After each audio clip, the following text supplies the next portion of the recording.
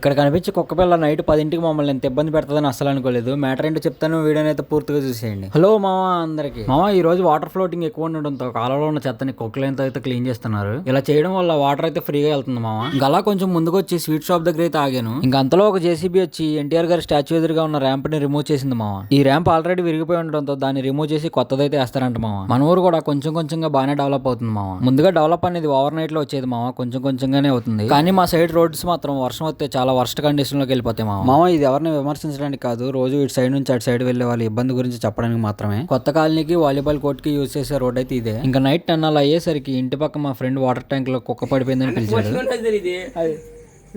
Rescue ఆఫీసర్లు అయితే ఇక్కడ ఉన్నారు.